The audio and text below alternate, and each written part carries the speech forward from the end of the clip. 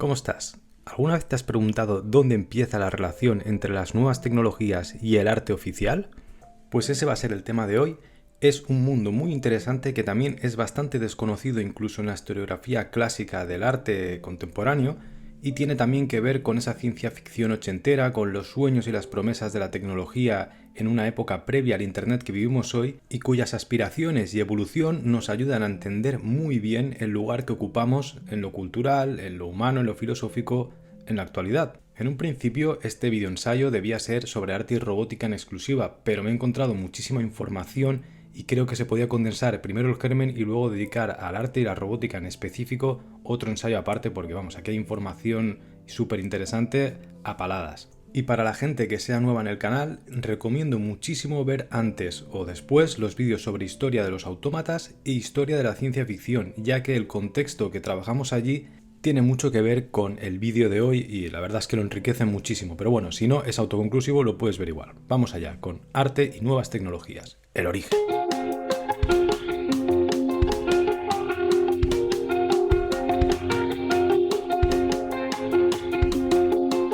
Siempre que hablamos de arte nos referimos a las relaciones institucionales, a ese arte oficial desde la civilización en la que hablamos, porque vamos a poder encontrar ejemplos de divertimentos tecnológicos o aplicaciones no utilitarias en muchísimos contextos, pero cuando se establece esa relación entre un montón de instituciones, de mecanismos culturales, de dispositivos, es cuando podemos hablar de cierta historiografía, si no, pues simplemente pueden llegar a ser anécdotas. Esto hay que tenerlo claro todo el rato, principalmente porque una vez se rompen estas barreras que ya se están rompiendo en la actualidad, podemos llegar a la conclusión de que muchísimos videojuegos o muchísimas aplicaciones que no estaban dentro de este circuito oficial pueden llegar a pertenecer en un futuro a este tipo de categorías, pero de momento vamos a hablar de ese arte oficial institucional. La humanidad siempre ha respondido a las nuevas tecnologías de forma dialéctica. Lo nuevo genera rechazo y temor al mismo tiempo que para otras personas significa un hechizo irresistible, una promesa de posibilidades y de futuro que tiene algo de adictivo y de entusiasta. Lo nuevo significa vivir en la vida moderna, la realización del proyecto ilustrado que sigue siendo en aquel que habitamos todavía, aunque lo estemos dejando. Este tema lo trabaja muy bien en su libro Metamodernismo Jason Ananda Storm. Por si hay alguien aquí mucho más interesado en analizar estas cuestiones a nivel filosófico un poco ya más culo duro, pues ahí lo tenéis en este libro. También hay un vídeo en el canal. Uno de los principales argumentos al rechazo tecnológico es esa idea de que las tecnologías más avanzadas siempre han estado bajo la custodia o de grandes poderosos, de grandes empresas, corporaciones que las utilizan con un fin propio, para maximizar sus propios intereses, que no tienen por qué ver o no suelen tener una relación directa con el desarrollo de la humanidad, desde una perspectiva, pues de nuevo, ilustrada humanista. Vamos, es el típico argumento de todas las películas, desde las distopías hasta el cine contemporáneo. Siempre la empresa privada tiene unos fines crematísticos propios que no van en consonancia con el desarrollo. Es la típico de Elon Musk o el Jeff Bezos creando nepes gigantes para llegar a Marte o a la Luna y no utilizando ese desarrollo o esa inversión, pues en, por ejemplo, yo que sé, curar el cáncer, ¿no? Una investigación que podrías patrocinar o pagar que intervendría en toda la humanidad, se utiliza para un fin propio que es coger y poner una banderita en un lugar cuando pues quizá no hay necesidad todavía. Y sin embargo, al mismo tiempo existe una cantidad de gente que idolatra a estas personas, especialmente a Musk, porque pues el otro es un cara plástico un poco más raro, ¿no? Y nos suena un poco más a villano, pero hay gente que los idolatra y los toma como ídolos, como representantes de algo que consideran que está muy bien. Pues esta dialéctica la podremos aplicar en el desarrollo del arte y las nuevas tecnologías. Pero es que además existe un tema que no podemos obviar y es la estrecha relación entre la industria más puntera, entre la tecnología más avanzada y los estados que buscan la guerra como un elemento de perpetuidad.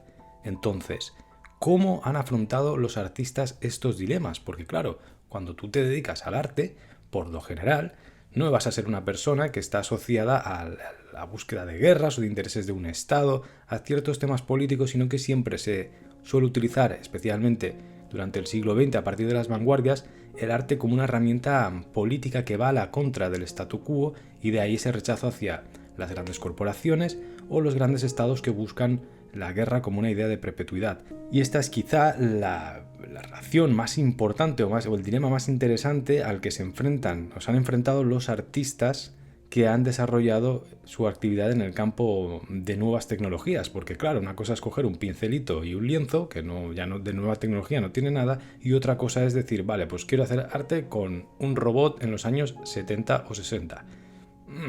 Vas a necesitar que alguien te proporcione la materia prima y tú es que ni siquiera siendo ingeniero podrías llegar quizá a determinados materiales o elementos para desarrollar esa idea artística mediante una nueva tecnología. Pues bien, este es un tema que también hay que tener muy presente a lo largo de este ensayo. Y lo recalco bastante porque es interesante, ¿no? Que al final separamos esa categoría del arte, de las bellas artes, del puro diseño estético funcional, que también podría ser considerado un arte, ¿no? Porque tú cuando creas un objeto, un artefacto incluso militar, está relacionado con, pues, desde el libro de ciencia ficción que leyó el ingeniero que ha diseñado aquello, hasta la propia efectividad estética o aerodinámica del avioncito, del misil o de lo que sea. Hay componentes estéticos, pero sin embargo, cuando hablamos de arte oficial, entendemos o sobreentendemos que no se encarga del diseño estético de aparatos bélicos cuyo fin, pues está claro, va a ser la eliminación de vida, sino que las bellas artes tratan de exaltar o consolar ciertas etapas de la existencia humana. Esto, de nuevo, es una perspectiva generalista, pero solemos asociarlo así. Casi nadie lo va a discutir esto. Porque, resumiendo un poco todo este dilema que está presente aquí de fondo, el arte siempre tiene más que ver con la creación que con la destrucción. La destrucción en el arte suele ser una consecuencia que se intenta evitar mediante elementos o conocimientos como la restauración. Y los museos, la propia idea de museos y restauración y este tipo de instituciones del mundo del arte oficial nos llevan a entender que el arte es creación y luego conservación, pero no destrucción. La destrucción es temida, no es una parte del juego, es una consecuencia. Una consecuencia que evidentemente, si tenemos en cuenta el contexto del arte contemporáneo, con la palabra contemporáneo ya tiene tela, ¿no? Pero para entendernos, el arte del siglo XX, siglo XXI, pues es normal que si esta consecuencia se lleva al límite tal y como hizo, pues por ejemplo Gustav Metzger, un artista que a finales de los 50 creó unas obras que tenían el fin de ser autodestructivas, pero está poniendo al límite una percepción del mundo del arte que damos por hecha, que es la de creación y no destrucción. Hago esta acotación a postilla porque es posible que digas, no, pero hay artistas que sí que trabajan con esto. Sí, pero para analizar un tema que se da por hecho que no debería ser. Y que, por cierto, precisamente Gustav Metzger es un artista que pues vamos a tocar también hoy porque utiliza precisamente nuevas tecnologías en los años 50 para criticar o para poner en el candelero del debate esta cuestión.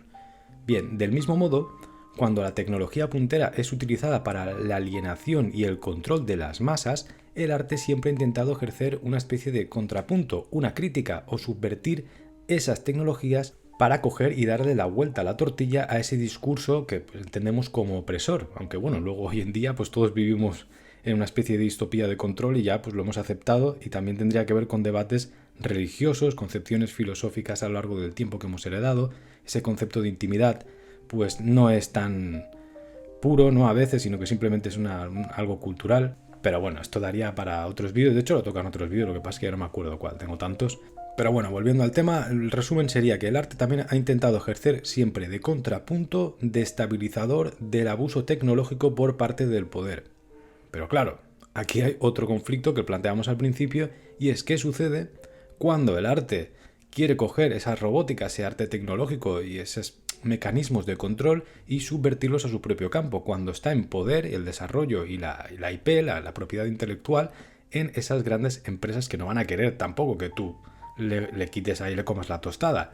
Entonces, ¿qué pasa? No eres ingeniero, no eres científica, no eres un manitas porque eres artista. Como mucho, si eres escultor aún te apañas con ciertas cosas, pero por lo general una persona que se dedica al arte tiene más que ver con la actividad mental o con cierto oficio muy concreto, pero cuando ya nos metemos en el campo de la ciencia, de la tecnología, de la ingeniería, perdemos cierta efectividad. Insisto, esto quizás suena un poco a cliché, pero pues, suele ser así, ¿no? Porque por puro oficio. Es como decirle a un filósofo, a alguien que se dedica al pensamiento, que ejerza la labor de un ingeniero, si no, no se hubiese metido en esa carrera. No sé. El caso es que de repente nos encontramos con la necesidad a la hora de generar este arte tecnológico de que necesitamos a alguien que se dedique a la ingeniería o a una industria que es precisamente a la que rechazamos para poder aplicar ese arte en nuestro campo. No hay más. Y esto también es un tema que va a estar todo el rato presente. Y ya por acabar esta especie de preludio, una frase del propio Metzger que hemos citado antes, que resume muy bien toda esta idea que surgía un poco alrededor de la época de los 60. El arte tecnológico es el arte cinético más un montón de dinero. Bien, creo que queda bastante claro. Y ahora sí, vamos a tocar un poco más en profundidad esta relación histórica entre el arte y las nuevas tecnologías.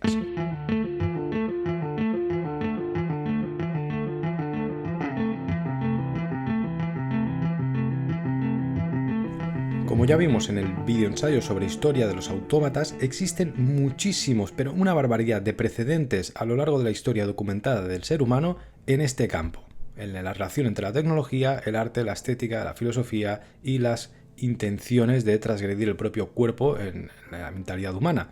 Incluso existen libros como el de Marcus du Sautoy, que te recomiendo, que se llama Programados para Crear, donde puedes ver también múltiples ejemplos de arte robótico, precedentes, aproximaciones hechas a lo largo y ancho de todo el siglo XX.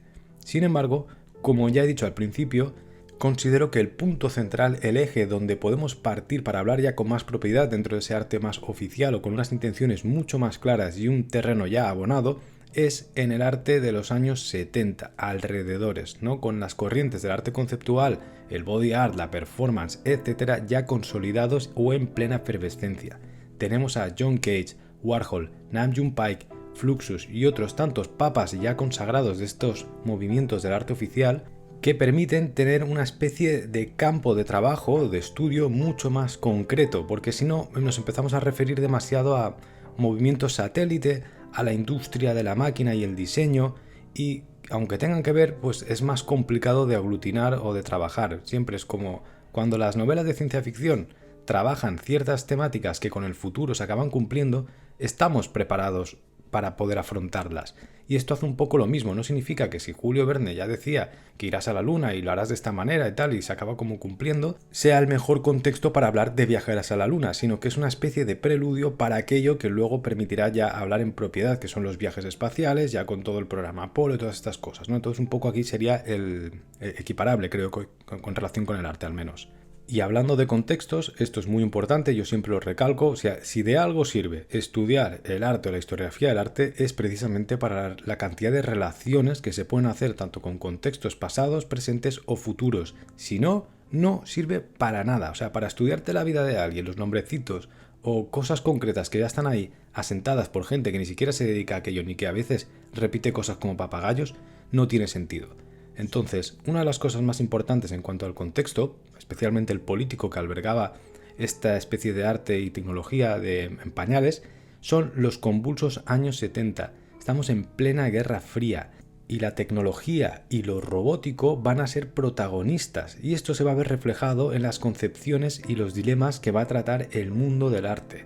Y no solo del arte, podemos incluir aquí la literatura en el arte y tenemos el mejor ejemplo que es Philip K. Dick, uno de los mejores autores de la literatura contemporánea que depende de este contexto de una manera brutal. Entonces, aquí lo dejamos también, esto hay que tenerlo presente.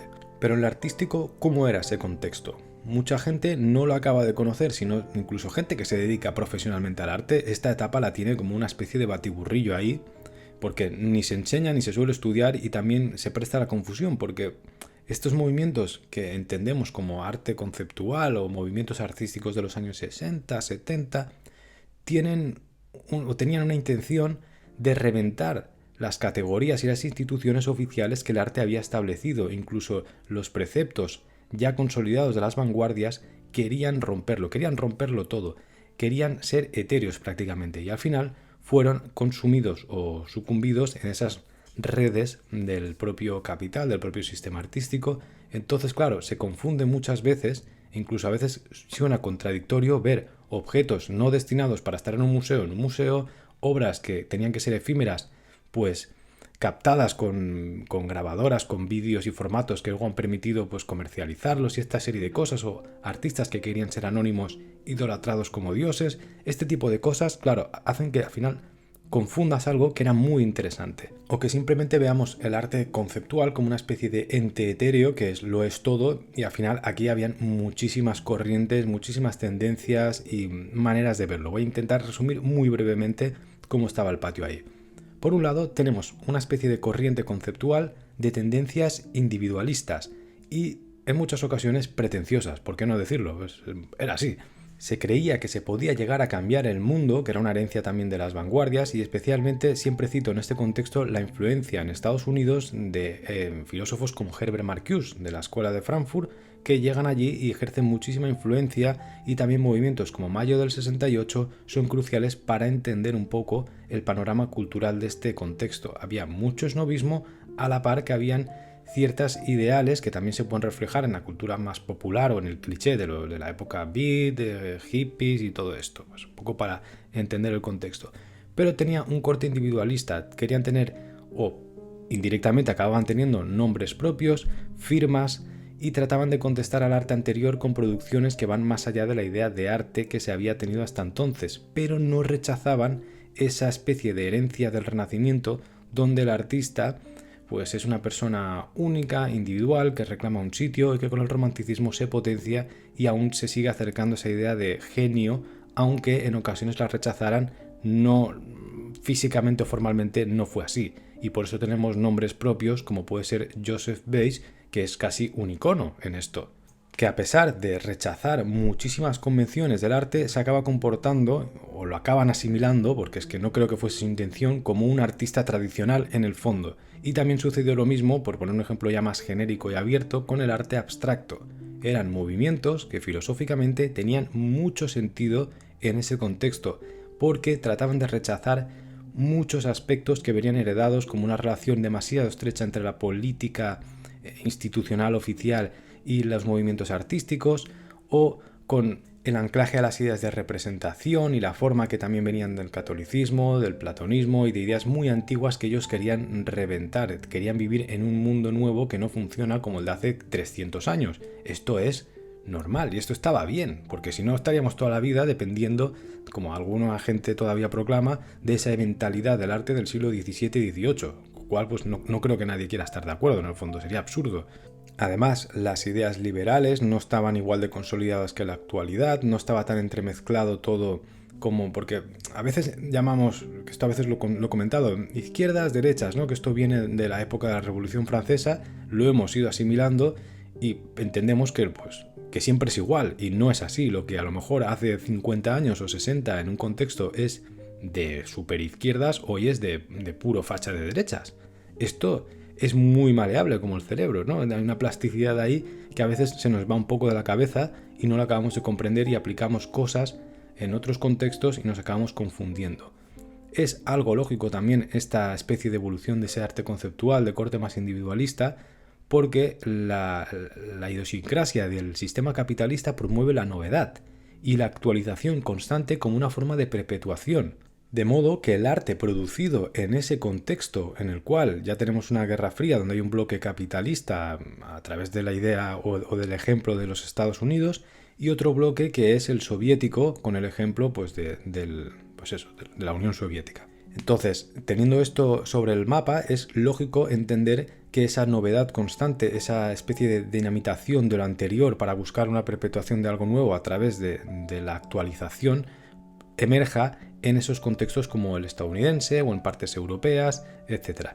Mientras que en el lado contrario, en ese bloque soviético, se trabajaba bajo una idea de colectividad y de materialismo puro y duro, herencia también de ese marxismo filosófico en 2.0 que iban actualizando en la Unión Soviética. Todo esto también, en el caso soviético, estaba asociado a una práctica social y no privada o individual.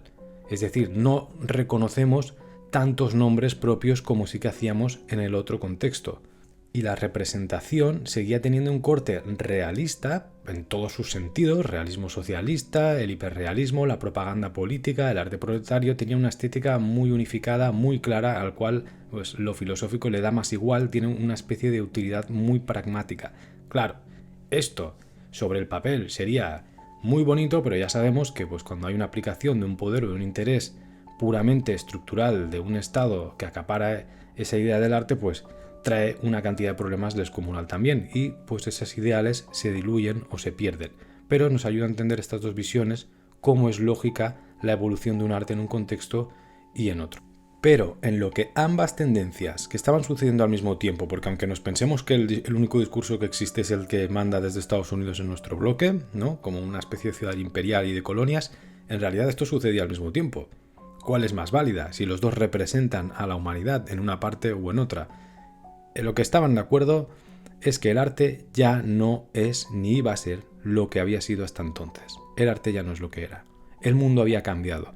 Y el objeto artístico ya no se limitaba a la pintura y a la escultura. Desde las propias vanguardias se había alterado la noción de arte y se cuestionaba insistentemente los límites de la obra, desde sus principios estéticos hasta su entorno y la relación con el espectador.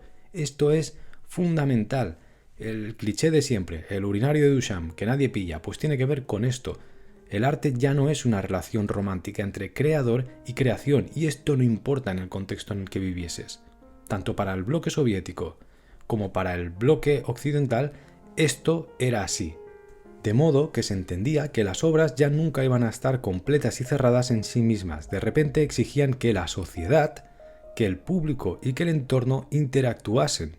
Da igual si lo quieres llamar luego propaganda o lo quieres llamar éxtasis filosófico visual en un museo o en una galería, no importa. En resumen, el arte ya no es un lienzo o una escultura en un pedestal. Estamos en un contexto en el cual un baile, una actuación teatral, un artefacto en movimiento, una organización orquestada de diseño, un cuerpo herido, una pieza musical que es puro silencio, una fotocopia o incluso un grito, eran susceptibles de ser considerados arte. Por lo que al final acabará siendo pues, una reacción casi natural que el arte y la tecnología puedan tener ese espacio de desarrollo que es casi dependiente de ese contexto de una manera, pues insisto, muy brutal. Y espero que con este pequeño resumen, la gente que no esté tan familiarizada o que deteste un poco esta idea del arte conceptual, estas cosas, se quite un poco el cliché de que, pues, de culpar a Yoko Ono, como decía la canción de ¿quién era esto? De Defcon 2, madre mía, esto es de polla vieja total. Que además yo hice una gira con esta gente cuando tenía 18, 19 años. Y bueno, es que me ha venido el flash a la cabeza que, hostia, me he hecho mayor. Y también mucha gente suele considerar a los artistas conceptuales, así a nivel popular, que son como vendedores de crecepelo, que es lo mismo que yo acabo pensando de otros youtubers por aquí. Y es curioso, ¿no? Porque hay una especie de lucha, otra vez, de nuevo, que si no se pone en un contexto es normal. Tú no puedes coger y sacar a este tipo de artistas y llevártelos a tu tiempo, a tu casa y a tu lugar sin entender qué pasaba alrededor. ¿Qué pasa? Que como tu educación artística suele estar relacionada con los ideales de representación tradicionales desde hace 2000 años y se suele quedar o estancar la educación artística en el siglo XVIII, más o menos, tú sí que estás familiarizada o familiarizado con un lienzo que simplemente representa una realidad y que es un goce estético que muchas veces pues tenía que ver con ese ideal de los griegos, del tecné y esta serie de conceptos que pues están tan anclados que no te suenan raros, pero imagínate ahora que cuando fueses a tu clase te enseñaran a recitar Ave Marías y Padre Nuestros como se hacía en la Edad Media, yo qué sé, pues esto es lo mismo con el arte, sucede exactamente lo mismo. Pero bien, lo vamos a dejar aquí, este especie de contexto. Eso sí, sin olvidar que esta apertura del mundo del arte o de la visión del arte que a veces solemos también asociar desde otros entornos a precisamente el arte conceptual, también es errónea. Esta apertura, el origen real, viene de mucho antes, seguramente desde los inicios de las vanguardias, no tanto con estos años 60. Esto es una especie de consagración, confirmación de ese tuntún que venía desde principios del siglo XX. Y si aún así no estás convencido de estas ideas, pues hay que decir que si te gusta mucho Dalí, Picasso, si te gusta el diseño de tu iPhone, si compras en el IKEA y ese tipo de cosas mundanas, al final creo que puedes comprender perfectamente desde dónde nacen estas ideas porque todo está relacionado.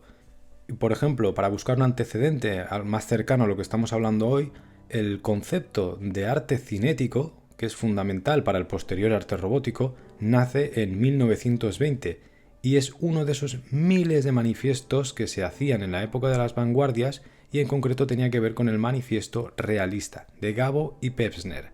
Se trata de una reacción al constructivismo ruso, porque la mayoría de panfletos de esta época contestaban de forma bélica, ¿no? Vanguardia es un término bélico, a el movimiento que tenían al lado para intentar suplantarlo y hacer una especie de batallitas de panfletos. Pues bien, Gabo y Pevsner en este manifiesto realista contestan a ese tipo de corrientes que en ese momento pues las consideraban como muy estáticas, demasiado firmes, de modo que para ellos el arte debe tener un ritmo cinético para asemejarse al fluir del tiempo real.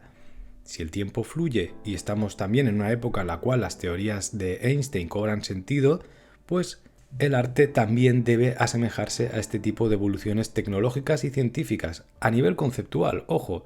Aquí se empieza a tocar ya el concepto físico del espacio y del tiempo dentro de la propia categoría o dentro de las propias obras de arte. El movimiento se incorpora a la obra de arte que hasta entonces se suele concebir como algo puramente estático e inmóvil.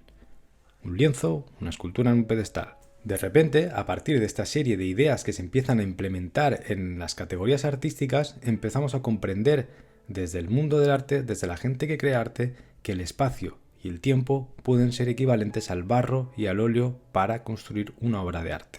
Esto es clave, esto es fundamental y serían los pañales filosóficos de lo que hablamos hoy de arte y tecnología, del futuro de arte y robótica, y esto sucede en 1920. Y con este contexto, que creo que ya es bastante sólido, nos vamos directamente al arte y la tecnología. Todo esto, cuando digo años 70, es alrededor, viene de un poquito antes. Y también hay que tener en cuenta que, cómo no, va a pasar por la capital del imperio, que es los Estados Unidos. Toda la tecnología, todo ese epicentro en Occidente de la Guerra Fría, todas esas investigaciones pasan por allí, de modo que si siempre insisto en esa relación entre el poder, las grandes ciudades donde se mueve lo económico y la dominación de ciertas áreas civilizatorias con el arte, pues aquí ya es directamente una relación descarada. Es que otros núcleos artísticos, otras ciudades, otros países no van a tener ni la oportunidad de plantearse pertenecer a este origen del arte y la tecnología casi.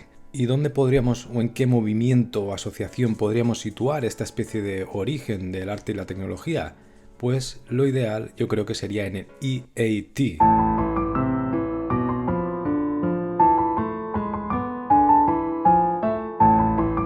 El objetivo de Experiments in Art and Technology, ENC, EAT de aquí en adelante, es catalizar la inevitable convergencia entre industria, tecnología y arte. EAT asume la tarea de desarrollar una efectiva relación de colaboración entre artistas e ingenieros. Esta es como la declaración oficial de intenciones de esta especie de asociación, que evidentemente nació en Yanquilandia y que es indispensable para entender cómo iba a desarrollarse el arte robótico en el futuro. La fundaron un artista muy conocido y un ingeniero que no era tan conocido, pero que sin embargo, desde mi punto de vista, es más importante tener su nombre en cuenta para entender todo el movimiento del arte robótico que no el del artista conocido. Ahora veréis quién es. El ingeniero en cuestión era Billy Kluber. De hecho, Billy Kluber, que era ingeniero e investigador de la compañía Bell Telephone, acabaría resolviendo todos los caprichos de artistas como Rainer, Jasper Johns, Warhol, John Cage y especialmente Robert Rauschenberg, uno de los fundadores e iconos del pop art norteamericano. Y efectivamente Rauschenberg es el otro nombre que fundó junto a Billy Kluber esta asociación del EAT. Aquí podríamos entrar en un debate sobre la autoría y la individualidad del arte, pero no es el tema de hoy, me lo guardo para otro vídeo. Si te interesa, ponlo en comentarios porque es un debate bastante interesante y ya transgrediendo las fronteras de comunismo, política, etc., sino realmente la identidad y la individualidad en el arte como tema filosófico desde el humanismo. Porque aunque no sea el tema principal de hoy, en esta relación entre ingenieros que los necesita sí o sí para resolver ideas, va a ser muy importante, ¿no? En qué punto acaba la obra entre uno y el otro y por qué recordamos los nombres de quien firma, como ese gran empresario que contrata, y olvidamos un poco el otro nombre que es quien ejecuta o quien permite también incluso que se pueda llegar a imaginar este tipo de ideas. Esto tanto en el cine como en los videojuegos es un debate que está muy en boga y que sigue ahí permanente. Es muy interesante. Porque además también trae a colación otro tema que tiene que ver con esta relación del arte y la tecnología, y es que desde el siglo XVIII más o menos existe un divorcio muy claro entre el arte y la ciencia y la tecnología. Son casi irreconciliables, sin embargo hasta ese momento habían estado muy unidos. Y también me gusta apostillarlo tanto esta cuestión es porque imaginemos en el contexto que hemos situado antes, donde existe mucha performance, mucho body art, hemos hablado de los artistas conceptuales donde la individualidad, La figura incluso de genio todavía permanece incluso cuando quieren eliminarla. Está presente ese nombre propio que reconocemos en la historiografía del arte. Sin embargo, en esta nueva forma de entender el arte, junto a la tecnología, el artista comienza a reconocer que no es capaz de cumplir esa fantasía de poder que contiene la creación artística, donde el individuo lucha contra las musas, contra los materiales, y como veíamos en Kiefer también, cómo acaba cagando un objeto único y repetible en un taller gigantesco con obras monumentales a veces, con muchos ayudantes de por medio, pero se esconde la figura de todo ese entramado que hay detrás en la creación, algo que ya había sucedido anteriormente, pero aquí de repente no se esconde, se está proclamando, e incluso en el propio manifiesto, que se necesita a alguien externo para llevar a cabo su idea, porque el artista no tiene los conocimientos necesarios para materializar este tipo de obras del futuro. Ciencia y arte se vuelven a dar la mano de forma simbólica, por eso creo que es muy importante destacar esto. El Experiments in Art and Technology, el EIT que hemos mencionado aquí, luego pues fue cambiando, se fue intentando introducirse en el arte oficial, en las exposiciones, pero siempre se encontraba con esos dilemas que hemos comentado en la introducción. Y aquí existe un evento que quizás es crucial para entender estas relaciones y ese momento. Sucede en 1966, cuando en la ciudad de Nueva York se inaugura Nine Evenings, Theater and Engineering. Esta exposición de Theater and Engineering, Nine Evenings, sucede tras un fallido intento por realizar un pabellón norteamericano en el Festival de Arte y Tecnología de Estocolmo en ese mismo año. Insisto, marcó ciertos eventos cruciales, pero ya existía una intención en cuanto a este campo, en cuanto a la relación entre artes y tecnologías. Esto tampoco lo perdamos de vista. Y aquí está la prueba. También era muy normal esta serie de ideas de exposiciones universales que ya habíamos visto durante las épocas impresionistas, por ejemplo, esos grandes pabellones que exhiben el poder cultural, tecnológico, incluso imperial de un lugar en otro. Y esto era algo bastante normal, que hoy en día quizá se entiende más como una feria de arte comercial, muy concreta, muy cerrada, que se va exportando a países emergentes. Pues bien, para preparar esta exposición, este evento de carácter universal, habían colaborado decenas de ingenieros de empresas tecnológicas muy punteras de Estados Unidos, junto con artistas de la ciudad de Nueva York, que era un poco la capital del mundo del arte. Y esta gente estaba interesada en explorar el tema de la instalación, la tecnología y el espacio en relación con estas nuevas herramientas que además la Guerra Fría potenciaba. Todo ese trabajo que se había hecho previamente no se quería perder y decidieron, pues vamos a hacer una exposición sin ir al pabellón de Estocolmo, ya está, lo montamos aquí. El panfleto de la exposición vendía una experiencia, no un objeto. Esto en 1966, por eso esto es crucial también. Se va a vender experiencia. Esto lo cambia todo. Lo leo textualmente. Oirá el cuerpo transmitir sus sonidos. Verá sin luz. Presenciará un diálogo sordomudo. Verá bailarines flotando en el aire. Podrá ser más que un espectador. Usted también podrá flotar. Habrá arte e ingeniería y algo de espectáculo. No se lo pierda. Con esta publicidad, pues ya no hace falta ni que explique nada más, es que se entiende de sobra todo lo que se quería transmitir, cómo se comenzaba a entender el arte, el museo, el mundo expositivo, la relación entre sociedad de masas, de consumo, con lo cultural, está todo resumido en este panfleto. Luego, evidentemente, no funcionará nada de esto, pero ya lo veremos. Lo que importa aquí realmente es, a nivel filosófico, cómo hay una constatación, una confirmación de que algo ha cambiado, algo que vemos hoy en día, y que sin embargo todavía parece que no se acabe de asimilar, que todas estas relaciones estén estancadas en lo mismo. Por eso me parece un tema tan interesante, porque a veces es sorprendente. Estamos hablando de hace 50 años. Y piensa hoy en cualquier tipo de exposiciones culturales o incluso científicas que vayas a visitar y siempre está esto de fondo: experiencia interactiva, espectáculo creativo y tecnológico, que siempre subyugan al concepto de arte que teníamos hasta entonces. Se diluye todo, de repente no puedes discernir dónde acaba un espectáculo como quien va al circo de una obra de arte sagrada en un pedestal, es imposible. Y bien, volviendo a la exposición de Nine Evenings, en ese momento produce cierto rechazo en la crítica cultural. Es como siempre, llega un poco demasiado pronto. Sin embargo, esta exposición luego acabará siendo crucial porque es un punto de inflexión. Resume muchas cosas, lo hemos visto en ese panfleto.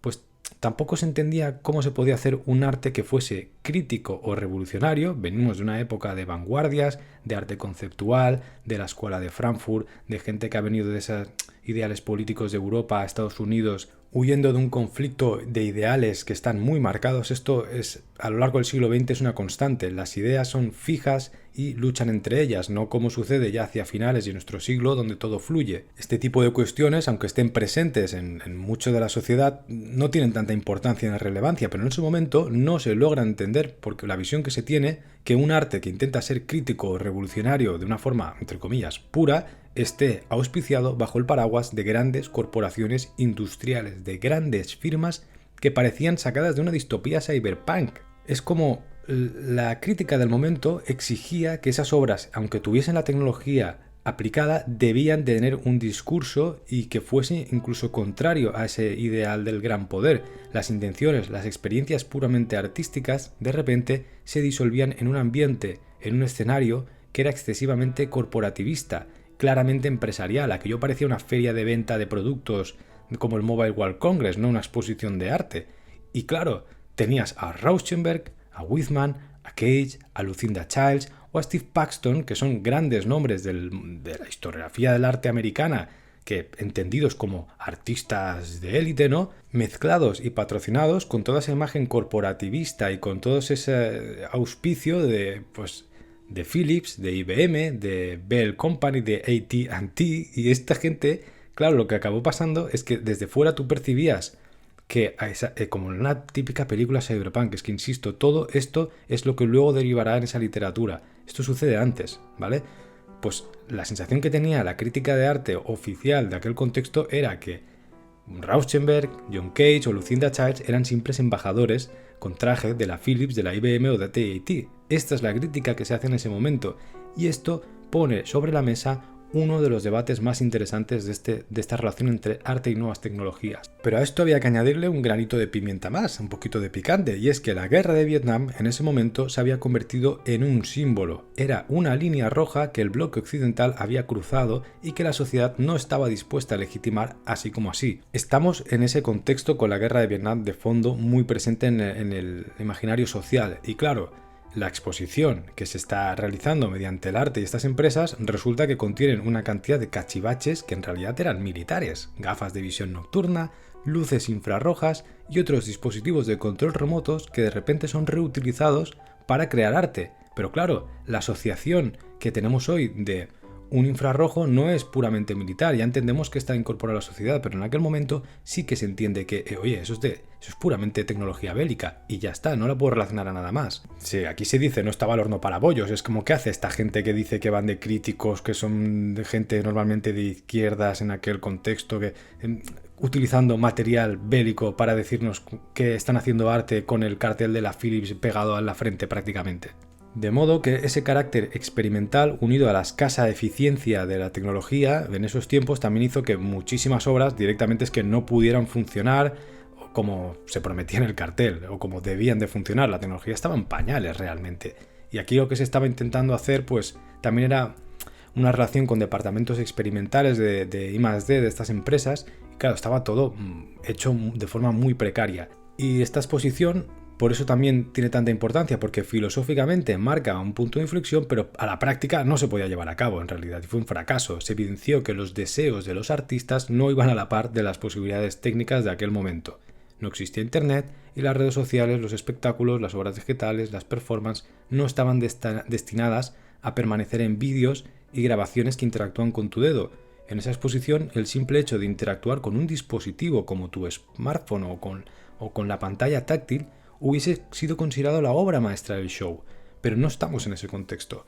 La obra solo podía existir mientras sucedía. Esto también es súper importante, porque es algo que ya se había tratado en la performance anteriormente, y es que esa obra, entendida como obra de arte, no existía fuera de allí, de esos 9 días que duraba la exposición. De lo contrario, no existía el arte. Solo podía existir como una experiencia en movimiento.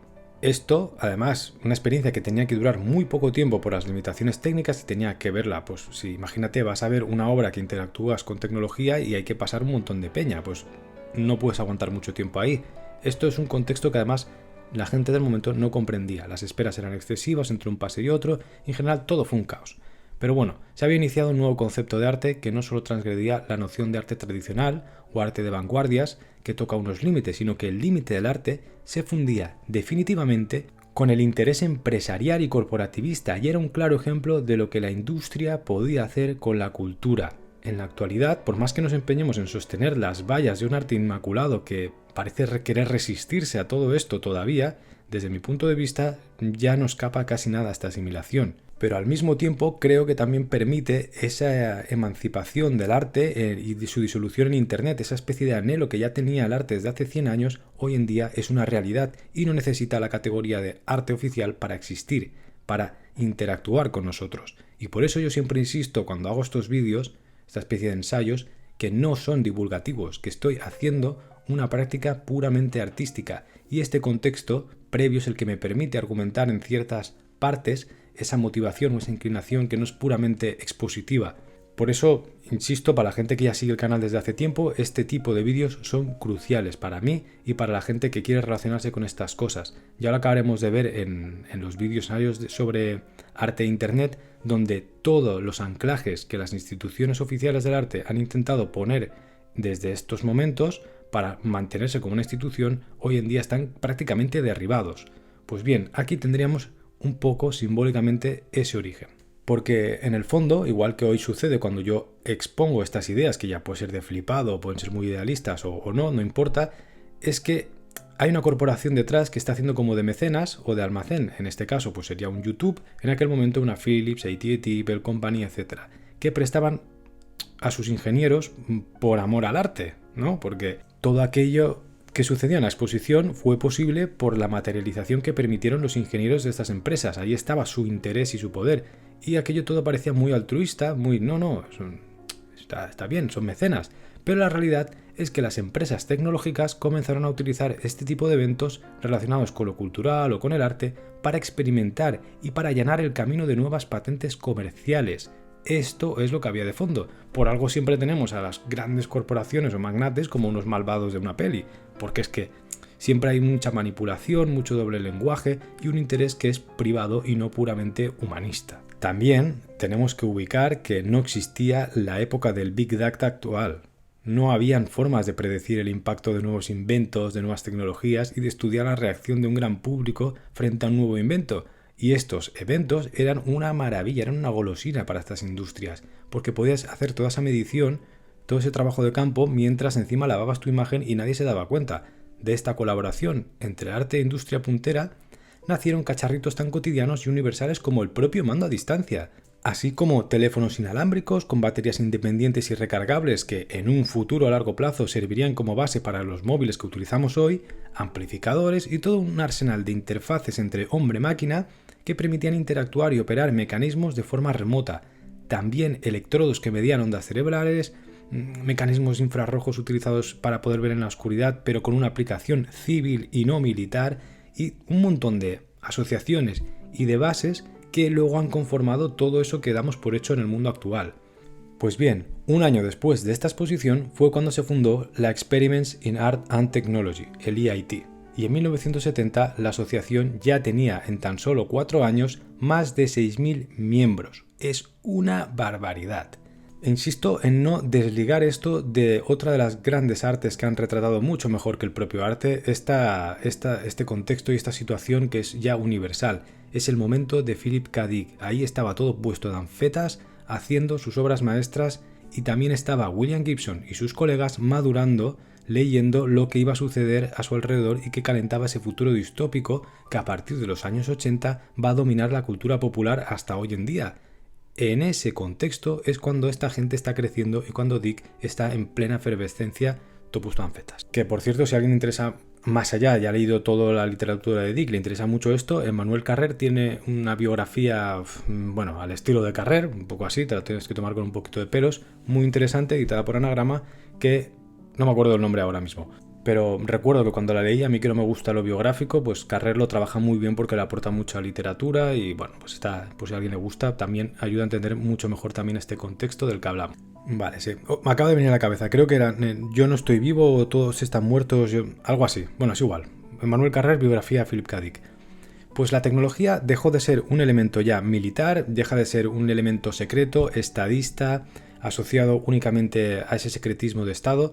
La tecnología empieza a convertirse en un elemento inseparable de la vida diaria de las personas. Esta relación hasta entonces no es tan normal. Hoy en día asumimos que esto es pues el pan, lo normal, lo asumimos. Allí no. Ahora tiene un componente existencial que es casi ontológico ya. El arte no puede darle la espalda a esta relación.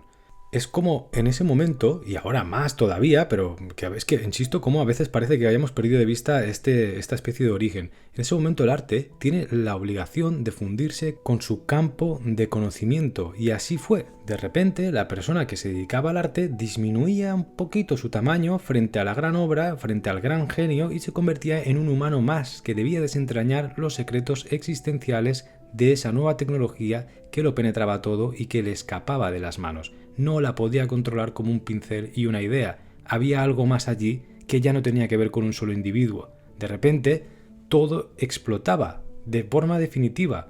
Y es que, insisto mucho en esto, porque al final es por lo cual están saliendo estos vídeos, ¿no? Las artes siempre han tenido una responsabilidad a la hora de retratar los cambios sociales más importantes dentro de las civilizaciones que albergan a ese arte o a esos artistas. La tecnología poco a poco sería aceptada como una extensión de nuestras propias capacidades.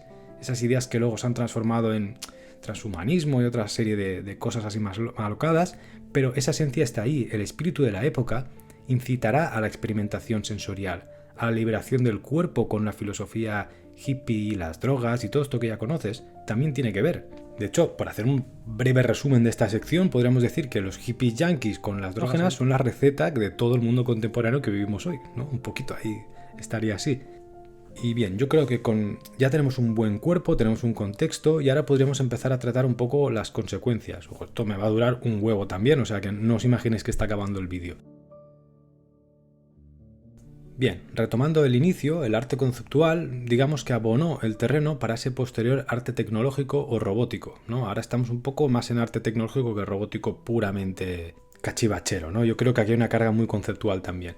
Se buscaba alinearse del mercado del arte, de la industria cultural, de las anquilosadas instituciones, ¿no? Luego querían liberar todo el arte, no solo el objeto, querían liberar la propia palabra de arte, que por eso a veces yo insisto tanto en esta insuficiencia o en esta relación absurda que todavía se intenta mantener entre lo que sucede hoy y la palabra arte oficial, museos, instituciones, etcétera, ¿no? Que ya insisto, no dejaré de argumentar a lo largo de otros vídeos, pero no voy a parar de recalcarlo. Esto es lo que se quería y esto es lo que se ha conseguido hoy y parece que no se quiera luego. Digamos que el sueño utópico del arte conceptual sería asimilado por el sistema, ¿no? Pues esto también es un poco lo que genera la contradicción, que pues esos ideales del arte no vienen a llevarse a cabo por la institución arte o los dispositivos culturales, sino por empresas como pues puede ser aquí YouTube, Instagram, Facebook y su madre del topo por otro lado, o Internet en general controlado por una compañía telefónica. Todo esto también tiene origen, como hemos visto aquí. ¿Quiénes eran esos artífices que prestaban ingenieros? Pues Bell Company de teléfonos, IBM de cachivaches, ordenadores y tecnología. Se entiende, ¿no? No fue el museo de Machachuches o el Reina Sofía cuando se creó luego, o cualquiera, o la universidad de no sé cuál, haciendo investigaciones artísticas y... No, o sea, y de aquí tiene el origen, que yo insisto tantas veces, en el cual las instituciones oficiales, en muchas ocasiones, por mucho que intenten hacer, no pueden porque se han convertido en dispositivos puramente conservadores. Al final, otro de los conflictos dentro de estas utopías del arte conceptual que acabó pasando cuando lo asimiló el sistema es que el arte conceptual, con el tiempo, encontró nuevos formatos de registro como el vídeo. Un elemento que le permitía cubrir la demanda del mercado elitista que legitima y articula muchas de las obras de arte que luego van a pasar a la historiografía del arte. ¿Qué pasa? De repente tienes una contradicción muy gorda que no se puede manejar, y es: yo quiero hacer una cosa que va en contra de todo esto, casi lo consigo, pero no puedo pasar a la historia, entonces me quedo en el olvido. ¿Y qué acaba pasando? Que ese sistema, o incluso sus propios artistas, para poder sobrevivir y para poder seguir haciendo arte y comer, acaban encontrando un mecanismo que los intenta como poner en un lado o el otro, pero lo que acaba pasando es que la partida la gana el mercado. Y es que ya una vez se puede comprar el vídeo del gran artista llevado a la élite, Aquí el mejor ejemplo, pues el de Lee Lozano en el vídeo este, pues que hice, se ven muy bien estas contradicciones y ese trabajo artístico en relación con esto, pues ya se puede comprar e incorporar en el mercado. No importa ya si es conceptual, si es performance, ya el sistema ha encontrado su herramienta para poder asimilarlo. Y cuando las obras se vuelven exclusivas y deseadas por los poderosos, enseguida aparecen teóricos que van a justificar todo tipo de obras que a veces sencillamente habían nacido, como insisto tantas veces, con el objetivo de no poder ser teorizadas, encerradas, comercializadas, acaparadas. Y sin embargo, ¿no? Sucede que cuando uno de estos grandes ricachones o poderosos consiguen acaparar esa obra de la forma que sea, aparecen toda la serie y ristra de teóricos que le van a bailar la corte. De modo que la conclusión en muchas ocasiones, y esto es una de las cosas que más rabia me da porque son las que hacen que también el arte conceptual en muchos casos no se pueda comprender, es que aparece una paradoja, que encima es una paradoja también moral, que hace que suceda todo lo contrario de lo que se buscaba en un inicio.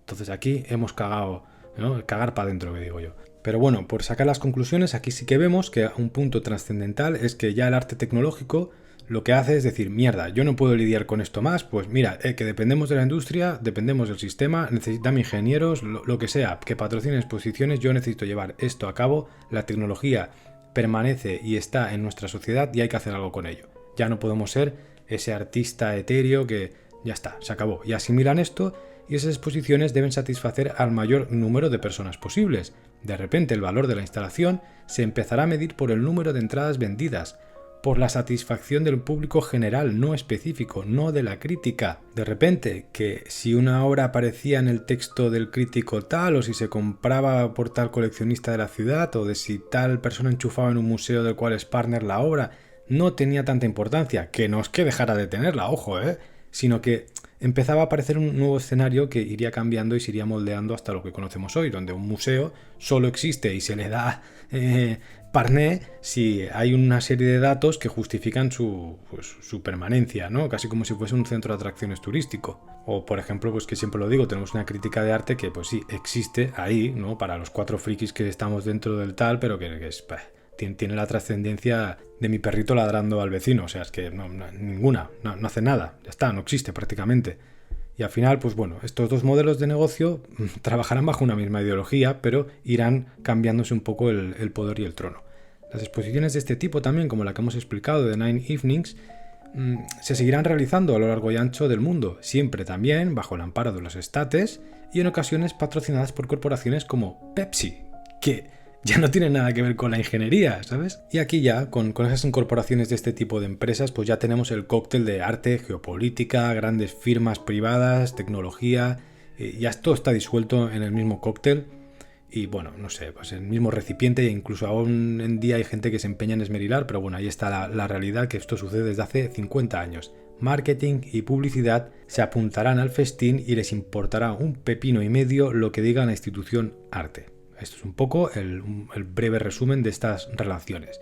Y la conclusión ya final, a medida que evolucionará, pues será la lógica, el choque entre los deseos utópicos de los artistas, la crítica que querría hacer el arte y las personas dedicadas a la cultura va a lidiar de una forma pues brutal, pero que la cual va a perder la batalla con los intereses y la utilización política y económica de este tipo de exposiciones, que ya va a ser muy evidente. Y también por no dejar de lado, pues porque si al final parece que todo sea yankee y ya está, ¿no? Pues es lo que nos queda en la parte del imperio. Como todo en la Guerra Fría, había una cara A y una cara A espejo. Pues iba a decir B, pero no, porque es que también están ahí. El bloque soviético también tiene su propio movimiento que trata de analizar y de relacionar la tecnología, el arte y ese mundo, que es el mismo para casi toda la gente que está en una idea de globalidad. Existe la misma preocupación, no es que todo sucede aquí, solo que es lo que conocemos porque al final ha sido la potencia que ganó todo aquello. Y si la ganó fue por algo, ¿no? Yo creo que ya con ese lanzamiento del programa Apolo, pues ya incluso la propia Unión Soviética acaba reconociendo cuando felicitan en la llegada del hombre a la luna, etcétera, pues que ya está, aquí no hay nada que hacer ya. Y esto tiene que ver con el arte también. En el bloque soviético teníamos el movimiento Divine, no sé cómo decirlo, lo voy a escribir aquí, que duró de 1964 a 1972. Fue el primer grupo artístico en trabajar con la cibernética. Este grupo de artistas no se limitaba a colaborar con ingenieros, sino que tocaron todos los palos y colaboraciones posibles, que esto tenía más relación con ese contexto que hemos hablado más colaboracionista, soviético, más amplio y no tan cerrado con una única empresa privada o un patrocinio como sucedía en el contexto capitalista, de modo que los institutos de investigación científica estaban muy interesados en incorporar los procesos artísticos dentro de la producción científica. Eso mismo que sucedía en Estados Unidos sucede aquí, pero con una intención un poco diferente.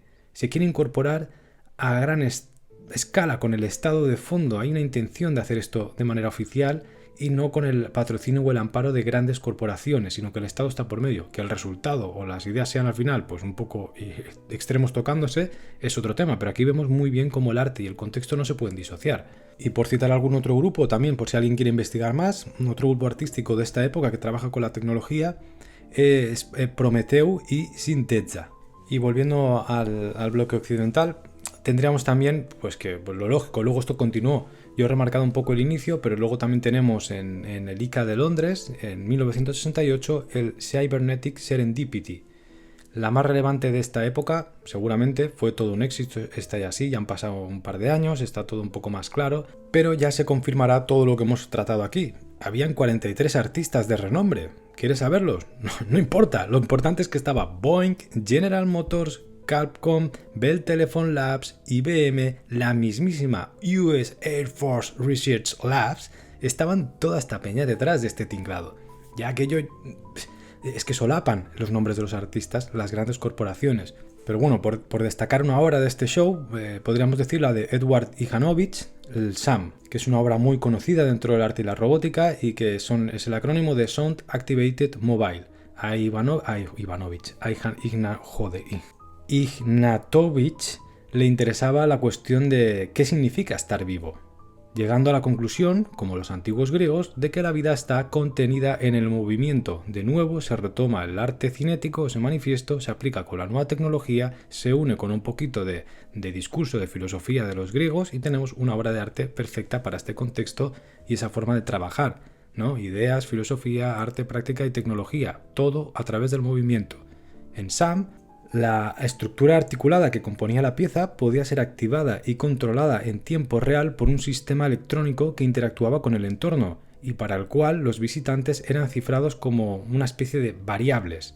También se podía destacar de esta misma exposición, la de Cybernetic Serendipity, la obra de Nam June Paik, el robot K456, que hace una referencia, un guiño a una obra de Mozart. Creo que era así, ¿eh? Este robot es icónico.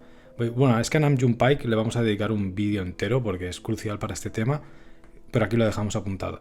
Y también existía otro androide que era Rosa Bosom y Mate, de Bruce Lacey. Este también es clave. Rosa Bosom y Mate, de Bruce Lacey. Rosa Bosom es el androide, bueno, el ginoide en este caso. Y Bruce Lacey, el artista. Y bueno, no sé, pues por decir otros nombres, si alguien quiere investigar más, Roy Allen, Paul Henry, Ivan Mosovich, James Seward y John Billingsley. La preeminencia del espectáculo y la sensación de acudir a una especie de divertimento, ¿no? Como quien va a los animatronics de Disney World, que también tienen que ver con esto, causó la constatación de que pues, las teorías que se planteaban en aquel momento, como las de Baudrillard, de Guy Debord, estos autores cercanos al situacionismo, a mayo del 68, pues tenían sentido porque todo nacía en esta misma época. Y esto también, aquí, quien esté en este punto y le interese la filosofía, la lectura, la sociedad del espectáculo de Guy Debord va a ayudar mucho a entender el contexto del cual estamos hablando. Estas relaciones entre grandes empresas, sociedad de consumo, cultura y arte. Es algo que tiene un mayor sentido incluso que el que podemos atisbar hoy ahí.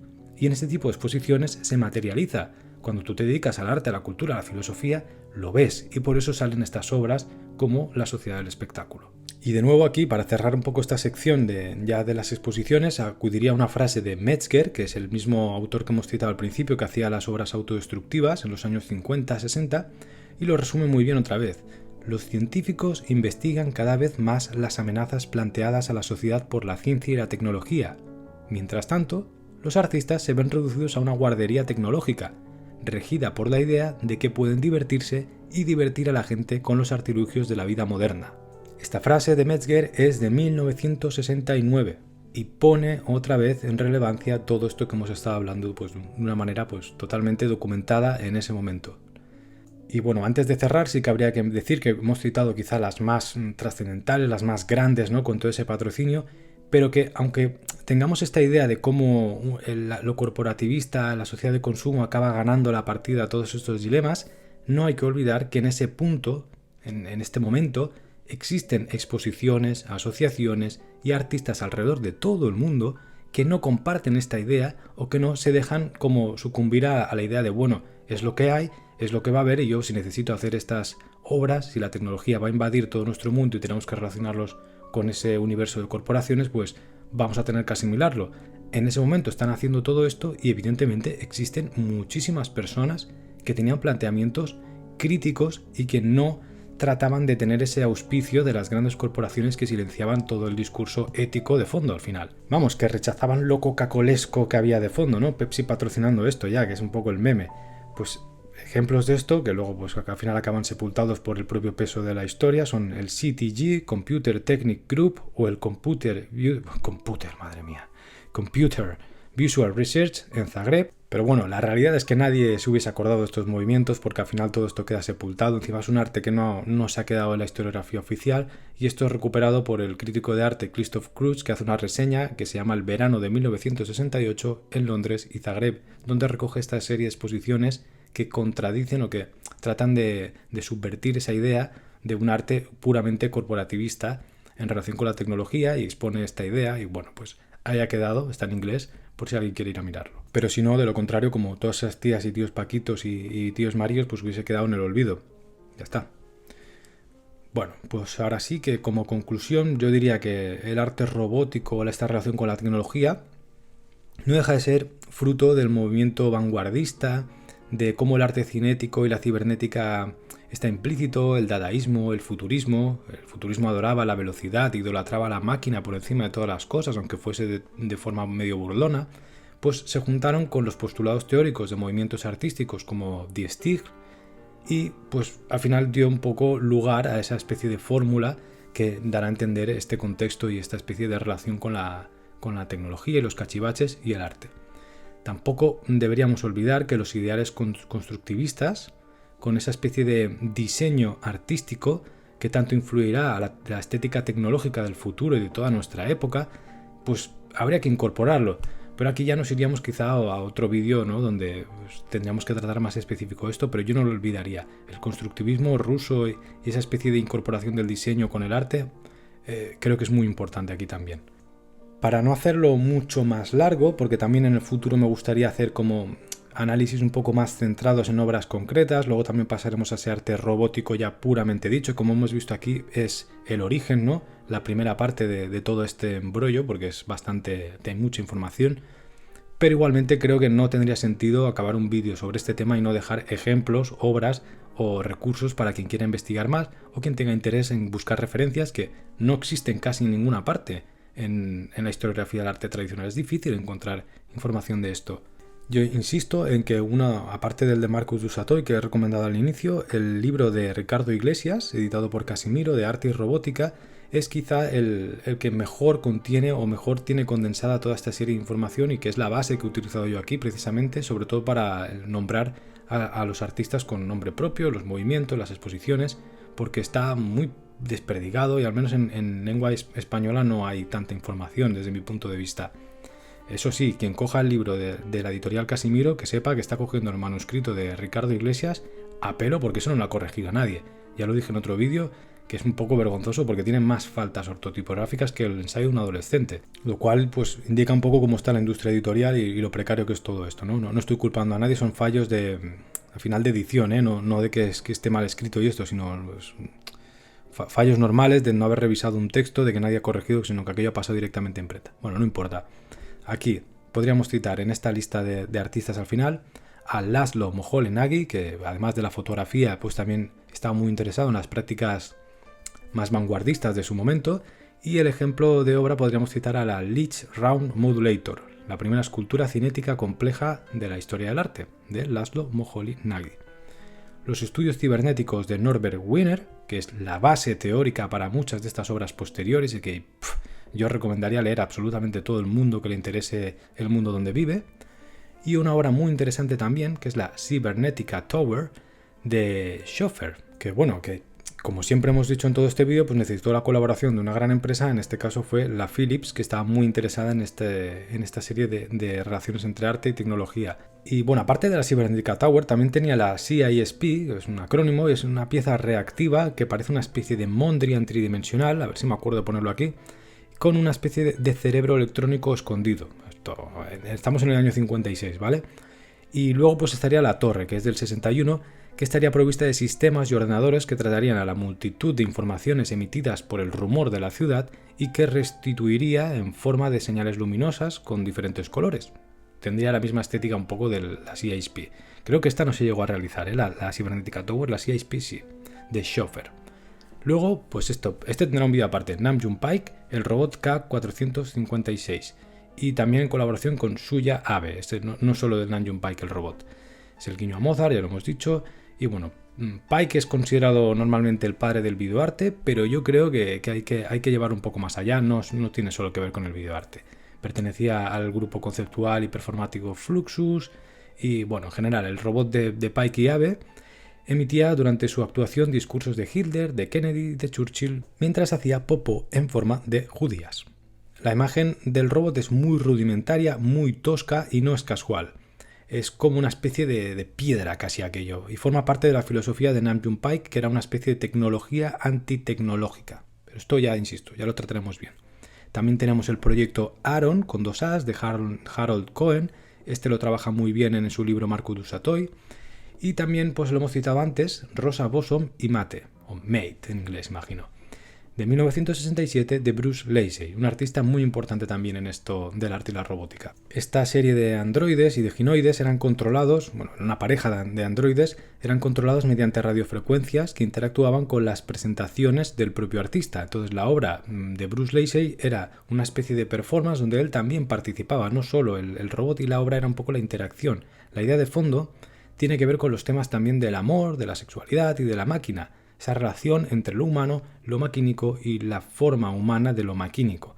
También, pues, un poco más explícita en este mismo campo, pero que ya trabajamos porque ya creo que pertenece a una generación posterior, es el de Laura Kikauka, que es Them Fucking Robots, de 1988.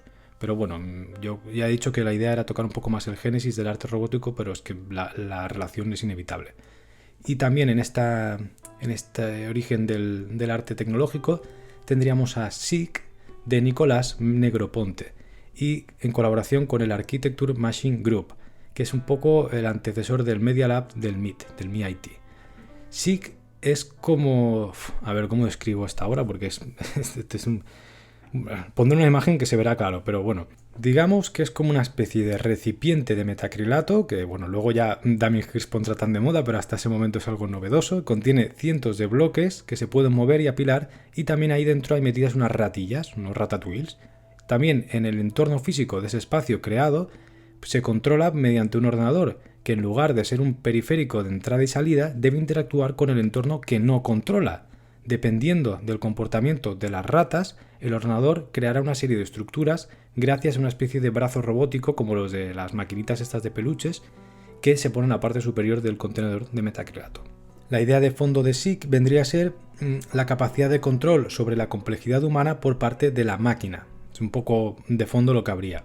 Curiosamente, siendo una de las primeras obras de este tipo, ha permanecido en el ostracismo, porque al final también la máquina tuvo muchísimos fallos, dio muchísimos problemas, no acabó de funcionar como tenía que ser, existían unos sobrecostes tremendos para montar eso, porque ya lo veréis, es muy complejo, especialmente en esa época, y también porque básicamente la prensa o la crítica especializada, que es la que a veces legitima los discursos artísticos y las obras, pues pasó olímpicamente de esta obra, pero para mí es crucial en este campo.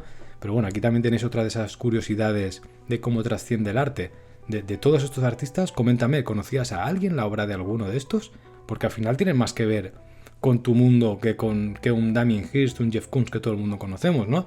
Y esto también nos da a entender un poco pues cómo funciona la cultura en el contexto ya pues puramente empresarial, capitalista, donde se ha absorbido todo por esto, incluso la institución arte.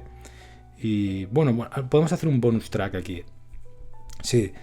Espera, que lo tengo que buscar bien la información, pero ahora no me acuerdo. Tengo el libro de Warhol por aquí. Sí, Warhol sí que lo conoce todo el mundo, hizo un doble robot, una especie de doppelganger, para un show que nunca llegó a realizarse porque ya estaba al final de su vida, que es No Man's Show.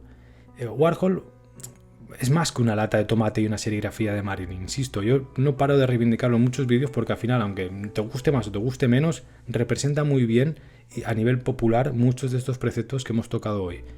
Él dijo una vez que todos deberíamos ser máquinas, que él quería ser una máquina, y hacia el final de su vida pues le encargó el doble cyborg al experto en animatronics Álvaro Villa.